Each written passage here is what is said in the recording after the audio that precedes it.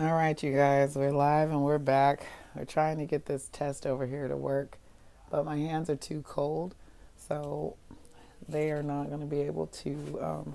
It's the test isn't working like it's supposed to. It I have to drip this blood into this machine, and we've done like 6 tests. What am I talking about? So welcome back. I am sitting at Evergreen Medical Center or hospital, and I'm trying to figure out what's going on with my leg. My leg apparently does not have a break that they can see, and just got that test result back. Uh, However, I also came in because I was having issues with my right leg swelling um, and calf pain and tightness, and I've had a blood clot in my right lung before. So, and that was years and years ago. So that's not something that I've been too much concerned with. But I move and I do all that good stuff for all my girls out here who this may give a little bit of concern for weight loss, or weight loss surgery, or just inability to move like you want to. Anybody who's not moving, you guys know I move a lot, and it just wasn't. It's an issue that we have to be concerned with, no matter what size you are. People think that blood clots only affect those who are just too fat, too obese and all that good stuff. But though my first blood clot came when I was overweight, 267 pounds, give or take somewhere in there. I don't actually know how much I weighed at the time. I could probably check. It's going back through the court records. The hospital records. So anyhow, here I am in the hospital. They're checking my leg. They did a CAT scan. They did because I was having chest pain. I told them it was nice. I had a beautiful physician's assistant who he came in speaking a little bit too fast for me. I have anxiety, so I just asked him to slow down, and that's okay too. I just said, hey, I have anxiety and you're making it worse. The way you're speaking to me, though not rude, it's very fast, and I'm in a state of shock. My body's not sure what's going on right now, and it's been hurt. So I just kind of asked him to be gentle and respect the fact that I do have anxiety. With that being said, he did. And he originally said, what didn't you understand? It's not that I didn't understand you. I understand you. However, I understand you and my chest is fluttering. And now I'm focusing more on the fact that my chest is racing as opposed to my own medical needs. And so anyhow, he respected that. And I love a doctor who can just kind of come back in and say, hey, let me slow down. I heard what you said. My mom might be that person. I might be in your shoe in a minute. But he did. So here I am. They've done the ultrasound on my legs. They've done x-rays on my feet, or just on my foot. I did learn that I have a bone spur, or I shouldn't say I learned. I knew that from touch. Actually, I'm very in tune and I touch my body often. Yep, in both kinds of ways. So yeah, I touch myself and love myself, and I do know myself well. I do know that there's bone spurs in my feet. I was really heavy, and I used to complain all the time about plantar fasciitis, and it used to be a thing because I was so heavy and being parked in the back of parking lots, or people choosing that faraway spot because her fat ass needs to walk, or whatever people think, or even me picking the further spot because I don't want people to think that I'm too, lazy to actually walk. Well, the reality is I'd get in that store and my body would be so tired before I even got in there from carrying that weight.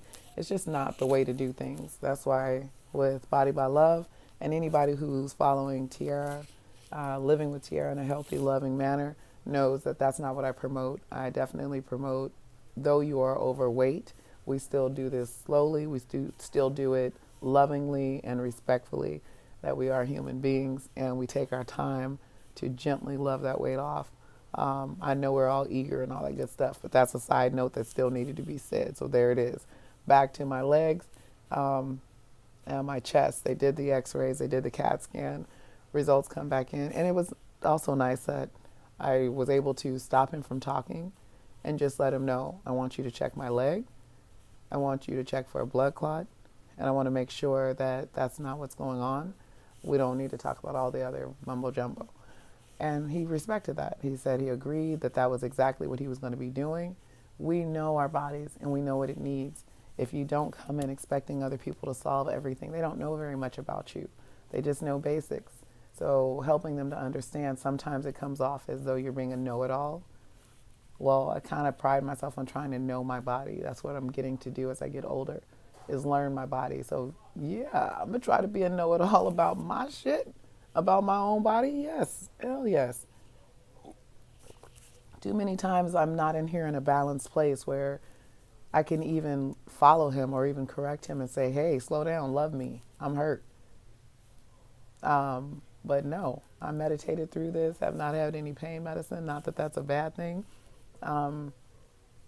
And we'll get through it in a gentle way. And I will ask for somebody else if they don't respect that. So results come in, he comes back in gentle, he comes back in peaceful, he comes back in calm. And he explained that he wanted to get through what he had to say. And he wanted to make sure that I was listening. And I said, I am. And he talked calmly. And he said that he doesn't see any broken bones still in the foot. He sees a superficial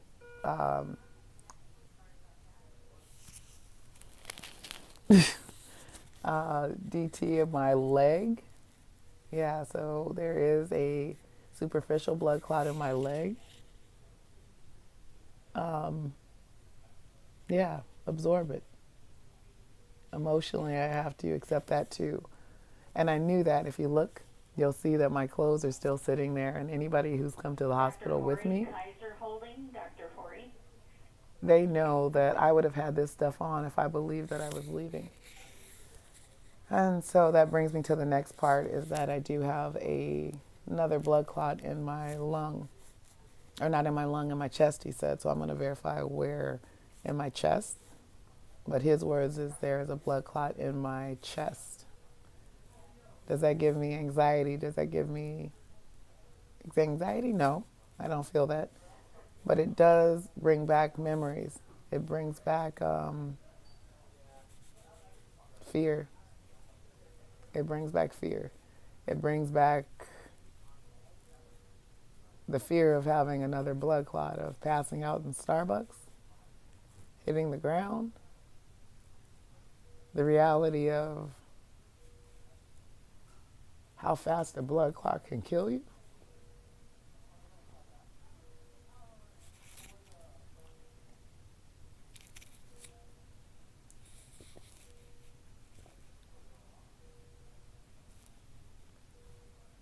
Yeah.